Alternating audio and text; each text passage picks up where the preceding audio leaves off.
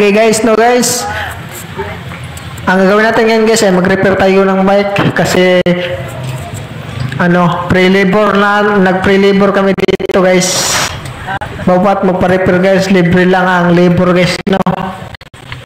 Basta abot ka ng 500 pataas na mabili mo dito sa shop na to namin sa aking natrabahoan. Okay guys, nandito si tatay guys, nagpa-repair siya ng kanyang bike. Kasi ang sira dito guys, yung yantas at saka rayos at gulong. Yung gulong sira na din kasi malaki ng butas ng gulong. At yung yung wheel rim niya, yantas. Kasi kinakalawang na dami ng butas. Yan, tinanggal natin yung sprocket na nakalagay doon sa hub. Kasi mag-change wheel o change rim tayo. Change yantas at saka spoke. Ayan guys, tinanggal ko na guys. O yan. Piniyusan ko muna. Kinuha tawag diyan. Kinuhaan na. Yan? Yung kikuhaan ba? Kikuhaan si tawag na. Kikuhaan. Binawasan ko binawasan ko ng hangin para matanggal yung gulong. Tsaka interior. Yan guys, no. Tapos, tanggalin natin yung spoke. Katingin na natin. May spoke cutter kami dito. Para madali lang. Nandun si tatay. Tumingin si tatay sa kanya kinating ko yung mga spoke. Yan sa tatay guys, yan. Sa kanyang bike yan. Inayos ko. Tinanggal ko yung kasi hindi ka ba si tatay sa ba? Kalapukan. Yung kanyang bike, daming nabulit ng putik. Yung yung mga hugaw ba? Misaya. Mga dumi. Daming namilit sa hub. Tumatapot sa kanyang hub. Kaya pinunasan ko guys. Kasi ang dami lupa na nakalagay. Yan, pinunasan ko yung hub para medyo mabawas-bawasan yung dumi na tikit. Yan. Nakadikit sa hub. Yan, pinunasan ko guys, no. Ganyan lang aking ginagawa guys. Kasi sira na talaga kasi gagamitin ni tatay itong bike niya.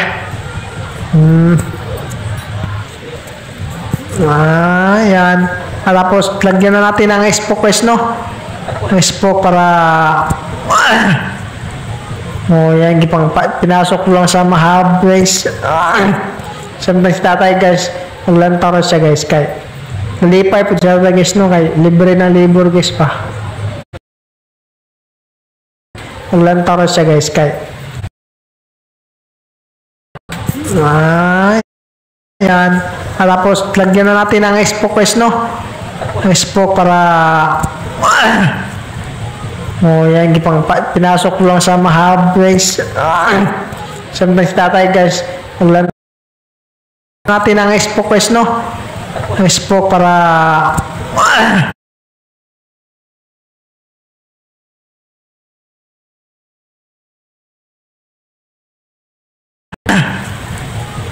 yan, pinasok lang sa mahab guys.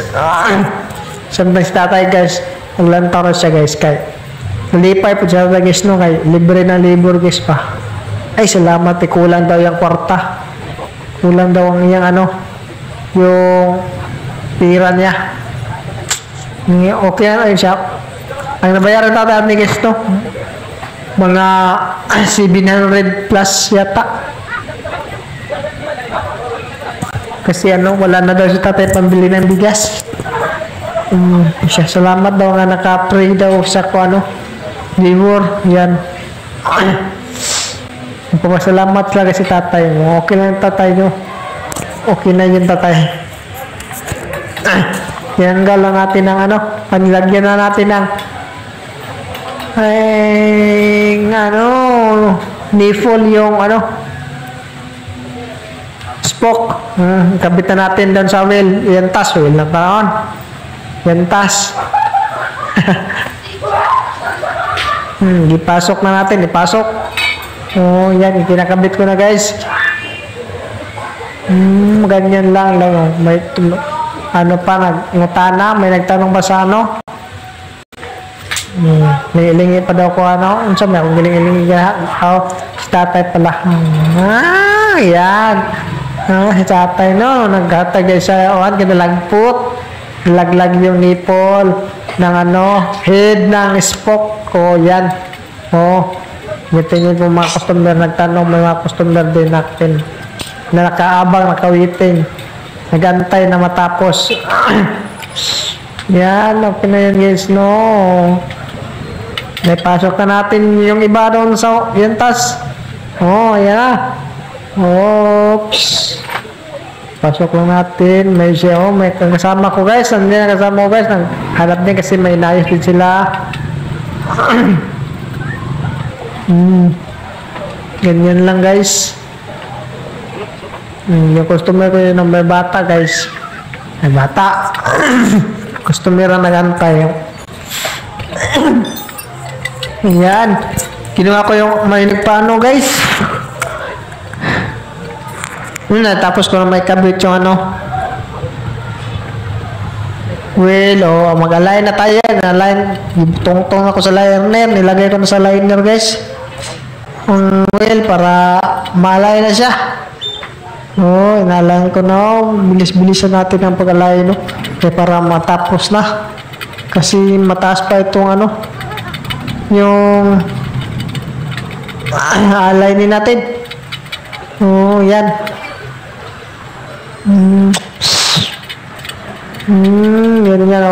Hinigpitan ko ng mga spoke guys para hindi maluwag guys. Kasi nakakaawa ni tatay nito guys, no.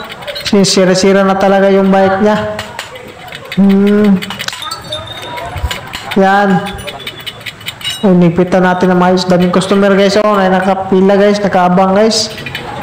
May mga customer natin yan, busy-busy naman guys, no. Medyo na ano tayo guys. Yan. Tuyok na natin.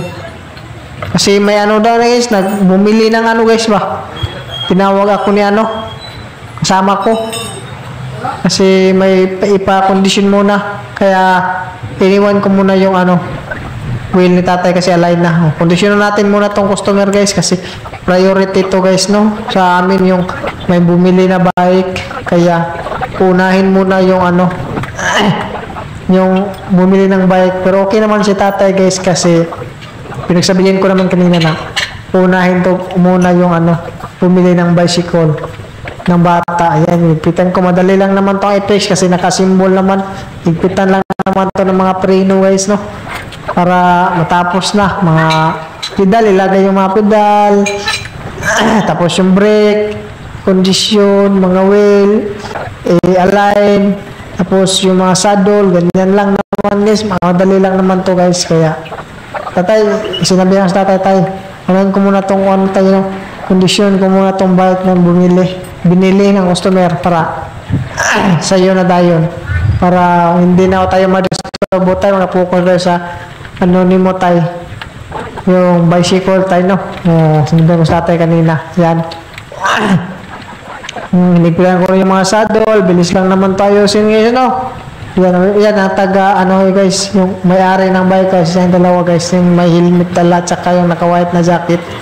Yan ang taga yan ng bike guys, Tapos ko ng condition guys, nilagyan ko ng hangin guys, nagdagan ko ng hangin. Nabuo-buo na tayo guys, sinsa na kayo guys, sa akong pagkaan guys. Yan, sir, tapos na, sinabihan ko sir, tapos na, Salamat ko, no, salamat, sige, nilakaw na. Sana sila, Okay tayo, yung kung natin, stay muna tayo at nangyalay nun tayo, tiwas tayo, no? Tayo, para mataod na ni nato. Nalay na ako, inalayin ko na yung wheel ni tanay, binilikan ko na. Tapos inikot ko, medyo okay na siya. Wala ng wagol, higpit ng mga spoke, sinit-check ko guys, no? Pag-check ko guys, tanggalin lang natin guys. Kasi Lalagyan pa natin ng tape. Tay, sabi ko, tay, lagyan natin ng tape tay ha, para hindi maano, masira yung ano, interior mo. Tapos, hindi kalawangin ng madali kasi may tape. Kasi malagyan to ng tubig.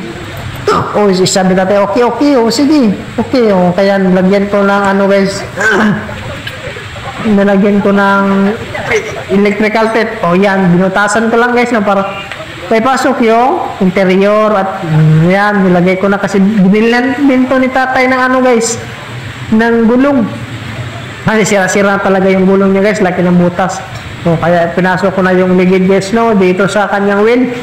Yan, pinabit ko na. At ano ko lang, inayos ko lang ng mabuti guys para paglagay ng hangin guys, hindi lumabas yung interior kasi yun ang nakasira guys pag pumutok yan. Kaya inayos ko ng pagkalagay. Yung kanyoto niya guys, ano ko, inalign ko guys kasi hindi siya pa-line. At saka lagyan ko ng hangin guys, no. Sinik ko lang kung okay na ba yung mga paglabas ng line niya doon sa rim, yung gulong. Kaya sinik-check ko, inikot ko kanina. Tapos nilagyan ko pa ng yan, ganyan. Lagyan ko ng hangin. Dinagdagan kasi kulang pa. Ayan, lumapit si tatay. Sinabi si tatay sa akin ipa-adjust pa daw yung saddle niya kasi maluwag.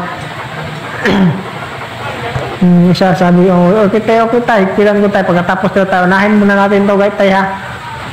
Sabi ko kay tatay, no. Tapos yung takip ng kanyoto, takip plastic lang ng takip. Ayan, nilagyan ko. Tapos yung sprocket nilagay ko na rin kasi yung sprocket may guys, nadala kasi pag walang sprocket hindi yan tumatakbo. Kasi yan ang nagdala guys. Nagdala. Gusto na yan guys tawad na natin guys. Inalalayan ako ni tatay guys. Si tatay, kawawa naman ni tatay no guys, no. Yan, nayos ko lang to guys. Sabi ni tatay kanina ba na tay, yung gulong mo tay, hindi na pwede tay kasi sira ng lumabas ng ply, may butas na.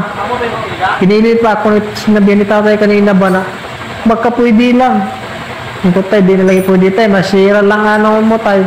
Yung interior mo na bago, kasabi na kay bago lang, interior lang daw ang palitan, sabi niya kanina, pero ko. At hindi na pwede tayo, sira yung bago interior mo tayo pag hindi mo pinalitan ng gulong. Yung ligid. Kulang yung pira daw niya.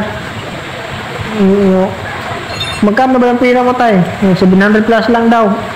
1K daw ang kwarta ni tatay, tapos ang nagasto 700. Siya sabi, yung labor.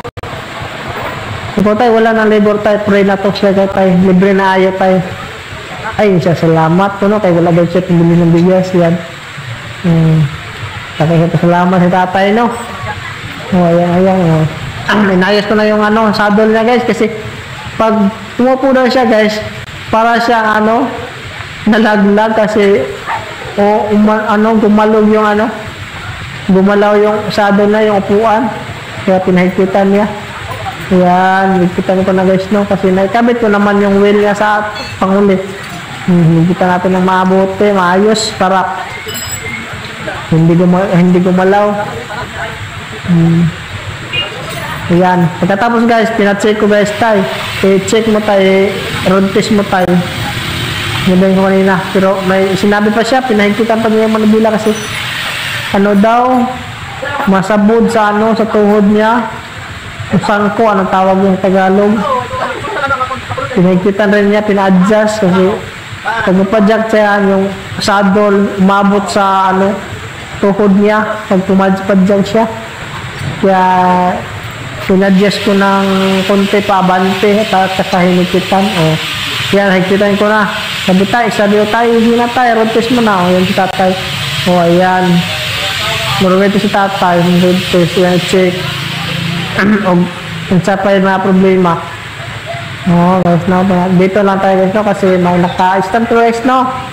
Oh, ayan. Tatay. So, si tatay sa gilid, yan, gilid si tatay. Tatay ng dance, tatay sa gilid. Tingnan na si tatay. Tingnan nyo guys, tingnan nyo si tatay. Oh, bumalik siya tayo. Ano na tayo? Ha? Ano nangyari tayo? Sabi na tatay. Ano daw? Align, hindi siya straight. Yung sa dulo, kaya in-straight ko na naman guys. Yung gulong at saka manubila kasi hindi pantay. So, yan. Sige tayo, kita natin tayo. Okay tayo. Yan, line ko. Yan, nandun na si tatay. Ayan na, buhay na si tatay kasi goods na. Okay na. Then isa, pag nagustuhan niyo yung mga ganitong video guys, huwag niyo kalimutan mag-like, share, and subscribe guys. At i-share naman ang ating video guys para sa susunod nating mga vlog. Huwag niyo kalimutan mag-like, share, and subscribe guys. At i-share naman ang ating